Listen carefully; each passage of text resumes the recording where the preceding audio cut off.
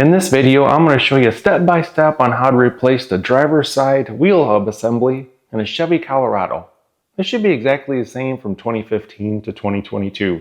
I'm going to give you all the torque specs. I'm going to go step by step. So even if you've never done this before, this should be pretty easy for you. So let's go ahead and get started. Now, whatever wheel you're not doing, you want some cardboard underneath the tire, because if you need to turn the wheel left or right to get to a bolt easier, it's a lot easier for the tire to slide on cardboard than on concrete or blacktop. All right, before you jack the vehicle all the way up, go ahead and just loosen up the lug nuts. You're going to need a 22 millimeter socket. These lug nuts.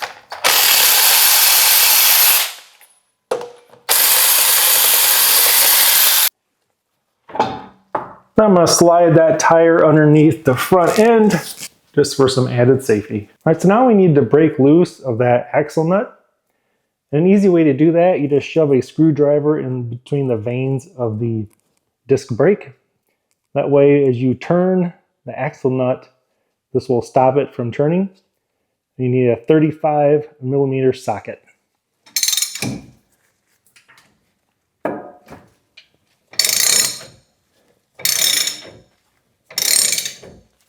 When we have that axle nut loosened up really good, just go ahead and remove our screwdriver. Now I'm going to turn the wheels all the way to the right. That's going to give us a little easier access to the bolts behind the disc brake caliper. Now with the wheel turned to the right, we have better access to the caliper bolts, and once we take this off, the caliper bracket bolts. So we need to remove these two bolts right here. Now a lot of these brakes are different because there's different models of these Colorados. These happen to be two 12 millimeter bolts, so we'll just go ahead and spin those right off.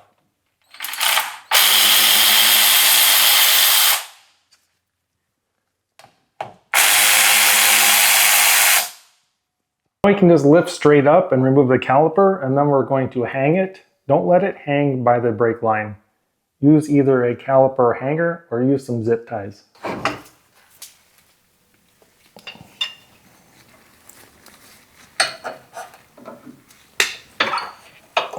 Just make sure that that's not hanging from your brake line. You need to remove the caliper bracket, and that's going to be these two bolts right here, and we're going to need an 18 millimeter socket. Now these are going to be very tight, so you might want to use a longer ratchet.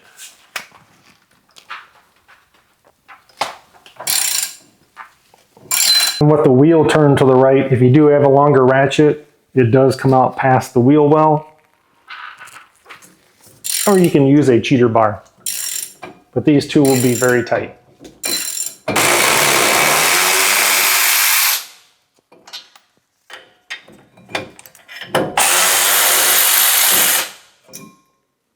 Now you'll need a T30, and that's going to loosen up this bolt right here. And once you have that loose, set that aside and remove the disc brake. And now you want to spray some rust penetrant on all four of the bolts that's holding in the wheel hub. While those are soaking, you can remove the axle nut.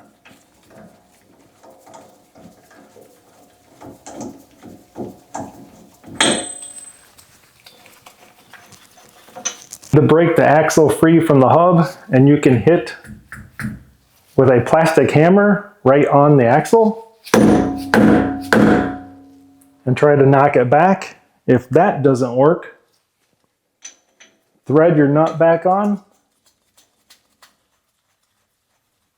to about right there, and then take a metal sledge and you can hit it with that. But you need to break the axle free from the hub. Once you have the axle pushed back, you'll see that there's a washer on here. We are going to need to reuse that.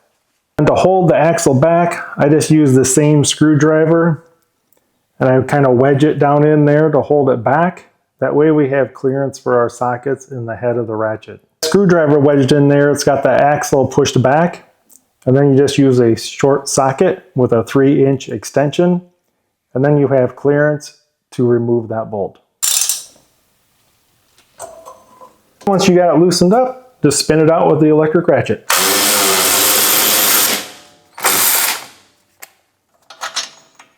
You're just going to do the same thing on this bottom bolt.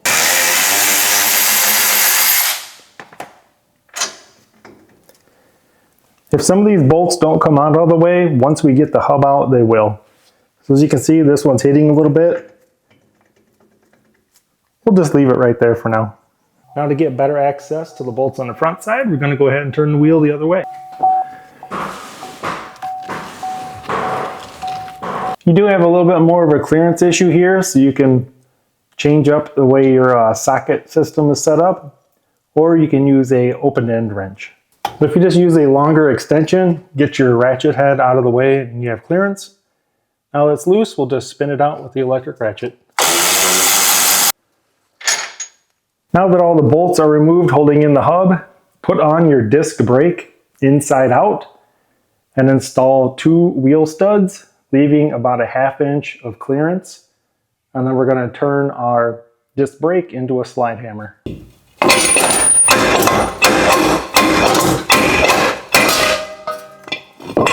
Now you can remove that screwdriver, and any bolts that were still left in there, go ahead and pull them out. When we're going to install the wheel hub, you're going to want your wheel straight, so go ahead and straighten out the wheel.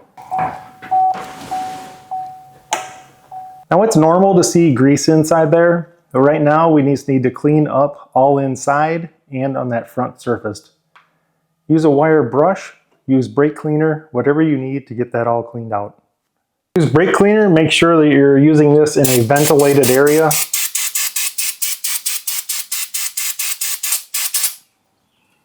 If yours is really corroded, I recommend you get one of these finger sanders. This is like a 1/2 inch wide sanding belt. Gets right inside there, cleans this all up. I use this for all kinds of different things. Once you get that all cleaned up, you're going to coat all the surfaces with brake lubricant. Don't just use an all-purpose grease. Use brake lubricant, get it all inside there. Don't get a bunch of it on the ABS sensor, on this front surface, and put it on this spline. That's all going to help the new hub slide into place and seat real easily. We're ready to install our new hub bolts. Make sure you have blue Loctite on them, and then go ahead and push them through from the back side. Install our brake dust shield. If the bolts start to go back, go ahead and just push them forward.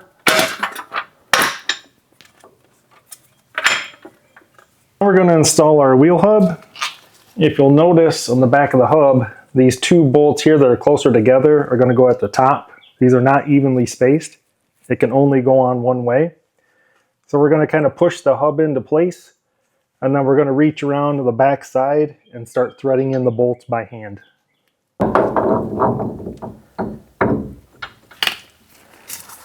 You might need to hold the back of the shaft while the splines line up, and then once it starts to touch the bolts, go ahead and reach behind and start threading in the bolts by hand.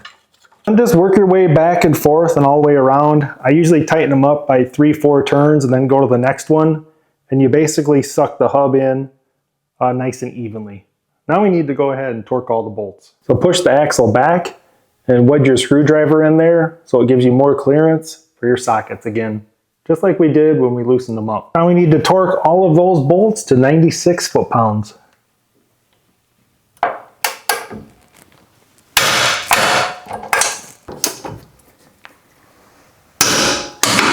All right, once all 4 bolts are torqued, you can remove that screwdriver, and then we're going to straighten out the wheel. Now we can put that washer back on. Put on our new axle nut with blue thread locker inside. Gonna snug this up until it starts to turn the hub.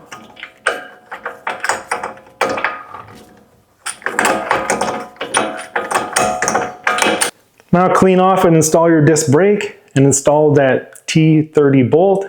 Just tighten that up. It's only going to go in one way. There might be 2 holes on the hub, but it's only going to go in one of those. So go ahead and do that. Now we can install that caliper bracket and pads. Torque those 2 18mm bolts to 133 foot-pounds.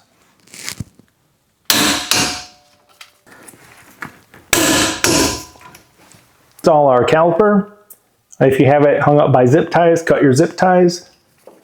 Or just take it off your hanger. And it will slide right back into place. I'll install the top and bottom caliper bolts. And then we're going to torque these to 37 foot-pounds. These are small bolts. You don't want to over torque these because they will snap off. We need to torque the axle nut. I've seen 185 foot-pounds and I've seen 192 foot-pounds. I think it depends on the model year. So we're going to put the screwdriver down in the vein of the disc. That will stop it from turning. And we're going to torque this axle nut.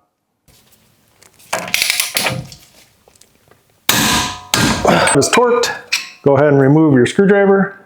Now we can install the wheel. I'm just going to go ahead and snug them up with the electric ratchet.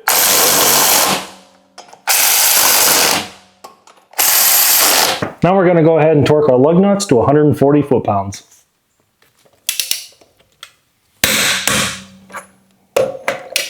And that's all there is to it, guys. Congratulate yourself on doing this all on your own garage. You didn't have to take it to a dealership, pay a bunch of money, and wait for your vehicle to come back.